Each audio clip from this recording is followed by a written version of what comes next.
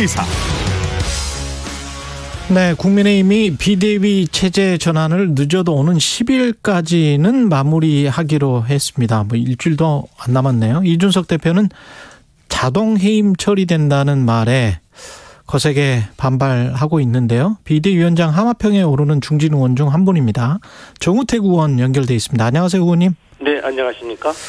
예, 지금 뭐 유권 해석을 상임위 의장이 그렇게 내린 상황이라서, 근데 이제 이준석 당 대표는 우리 당은 비상사태가 아니다, 이렇게 지금 이야기를 하고 있습니다. 의원님은 비상 상황이라고 보시는 거죠? 저는 비상 상황이라고 보고 있습니다. 지금같이 그 윤석열 정부의 지지율이 하락하는 것은 굉장한 위기 시그널이라고 저는 보고 있고요. 또 당이 여러 가지 지금 당대표의 여러 가지 그 징계 문제라든지 또는 그런 어떤 성 관련 무마 의혹에 휩쓸려서 당이 제대로 움직이지 못하는 것, 또 원내대표의 그 여러 가지 실수, 또 윤핵관 핵심들의 갈등, 이런 것들이 당의 총체적 위기를 지금 갖고 오고 있다고 판단이 됐고, 또 지금 이것에 대해서도 우리 의원총회라든지 또는 또 최고위 결정이 이미 있는 상황이기 때문에 저는 이것이 대체적인 우리 당원들의 총의의 생각이라고 보고 있습니다. 비대위 체제로 전환이 되면 어느 정도 내용이 거칠 것이다, 이렇게 보십니까? 비대위를 거쳤다 그래서 반드시 모든 것이 안정적으로 가는 건 아니지만, 지금의 비대위 체제가 지금의 혼란 상황을 안정화시킬 수 있는 방안의 하나라고는 생각하고 있습니다. 아까 말씀드린 것처럼, 집권 초기에 당내 갈등으로 인해서 이렇게 비상사태에 빠지는 초유의 사태가 저는 발생한 것이라고 좀 보고 있고요. 따라서 이런 비상 위기 상황을 진정시키고 안정화시키기 위해서는 저는 비대위라는 징검다리가 필요하다는 의총의 결정에 저는 찬성을 하고 있습니다. 하지만 궁극적으로는 전당대회를 통해서 민주적 정당성을 확보한 지도체제가 구축되고 또 당 전열이 정비해 나가야 된다, 이렇게 보고 있습니다. 그 징검다리라고 말씀하셨는데 비대위의 존속 기간은 어느 정도나 돼야 될까요? 이거는 지금 결정하기가 좀 어려울 거라고 봅니다. 지금 예를 들어서 조기 전당대회를 10월에 할지 11월에 해야 될지 이것에 대해서 지금 많은 다양한 목소리, 심지어는 백가쟁명식의 의견이 지금 나올 수 있다고 저는 보고 있습니다. 다만 이런 다양한 의견은 저는 옳고 그름의 문제가 아니라 정치적 판단의 문제라고 저는 보고 있습니다.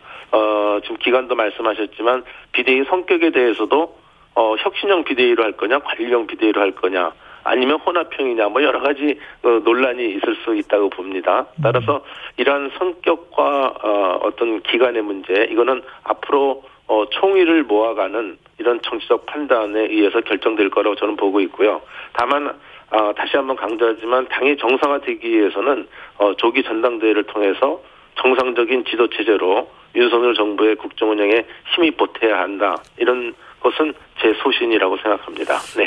외부인의 시각으로는 제가 잘 몰라서 그러는데요. 10월이나 11월에 하는 그 시점이 왜 갑론을박해야 되는지, 만약에 비상 상황이고 조기 전당대회를 빨리 해야 된다면 지금이 8월이기 때문에 빨리 그냥 9월이라도 할 수 있는 거 아닙니까?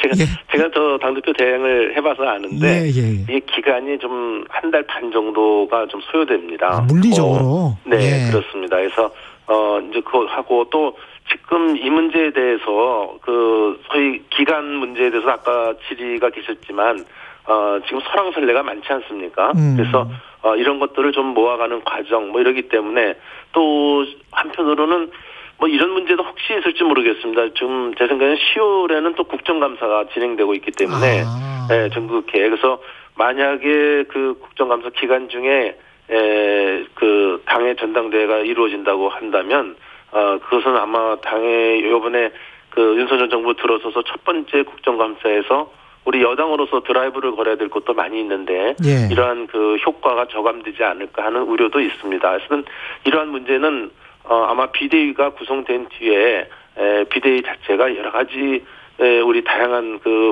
당원들의 목소리를 들어가면서 총의를 구해가야 될 것으로 판단이 됩니다.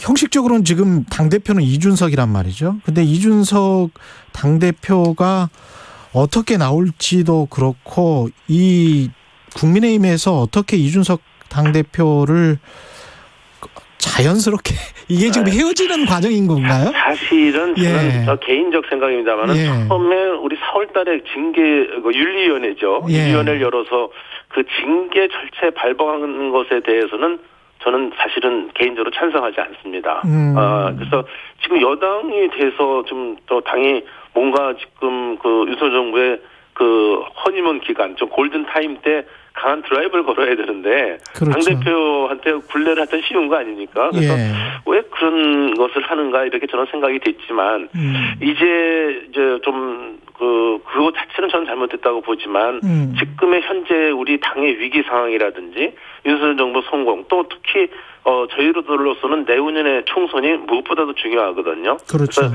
이러한 과정을 가는 지금 과정에서 지금 이대로 그러면 가면 되겠느냐. 거기에 대해서 또 두 번째로는 이 당과 대통령과는 정부와 여당은 이게 같이 가야 되거든요. 이게 공동 책임을 지는 체제이기 때문에 같이 가야 되는데 요번에 그 문자 유출로 인해서 저는 다른 데서도 제가 얘기했지만 이건 대통령과 우리 이준석 대표 간에는 이미 신뢰에서는 금이 갔다. 그래서 이렇게 좀 보는 것입니다. 그래서 조금 뭐 절차적 문제에 대해서도 뭐 이준석 대표가 많이 문제를 제기하고 있다고 저는 듣고 있습니다만은 하여튼 저희들로 봐서는 그건 당사자의 또 입장은 충분히 좀 이준석 대표는 또 그렇게 얘기할 수 있다고 판단은 되지만 우리의 앞으로 큰 윤석열 정부의 성공이라든지 또 총선을 앞두고서는 당이 이렇게 가서는 안 된다는 것이 지금 일반적인 우리 의원들의 생각이라고 저는 이렇게 보고 있습니다. 그래서 이번에 새로운 비대위를 꾸민다고 이미 이제 의총에서도 결의가 돼 있고 또 최고위에서도 결정이 나지 않았습니까? 그래서 이런 새로운 비대위를 꾸민다는 것은 이전의 지도 체제를 종식한다는 것을 의미하는 것입니다. 그러니까 이제 징계의 문제가 아니고요. 그 사람이 6개월을 징계했느냐 이런 것이 중요한 것이 아니고 이제는 이준석 체제 지도 체제는 이제는 더 꾸려가기가 어렵다 이런 판단에 의해서 비대위가 이번에 꾸며지는 것이라고 저는 그렇게 정치적 판단으로 생각을 하고 있고요. 또한 또 새로운 지도 체제가 또 들어선다는 것을 의미하기 때문에 어떤 사람은 이준석 대표가 복귀할 때까지 임시 당 체제 운영으로서의 비대위 성격을 의미하는 그런 분도 계신데 저는 그렇게는 생각하지 않습니다. 이제는 새로운 비대위가 꾸며진다는 것은 이전의 지도 체제를 종식하는 것을 의미하는 것이다. 저는 그렇게 정치적 판단을 내리고 있습니다. 그러면 서병수 의원이 말한 명예로운 퇴진을 위한 길, 이준석을 위해서 좀 열어줘야 된다. 이게 근데 이미 막혀버린 것 아닌가 그런 생각도 좀 드는데요. 물론 이준석 대표도 우리 당의 귀중한 재산입니다. 그래서 이분이 이렇게 명예스럽지 못하게 퇴진하는 것에 대해서는 물론 언급할 수 있지만 지금은 그거는 좀 나중에 문제고요. 서병수 지금 정책의장이 그 문제를 전국의 의장이 그렇죠. 지금 그 문제를 얘기할 시기가 아닙니다. 지금은 지금 전국의 의장으로서 좀 비대위를 꾸밀 거냐 안 꾸밀 거냐, 전국위원회를 열 거냐 안 열 거냐의 그 판단을 할 문제다. 저는 이렇게 생각하고 있습니다. 이 비대위라는 이 징검다리의 색깔이 나중에 당대표의 색깔에도 영향을 줄까요? 어떻게 보세요? 저는 그거는 좀 또 다른 문제라고 또 보고 있습니다. 그러니까 요번에 비대위라고 하는 성격은 저는 이렇게 보고 있습니다.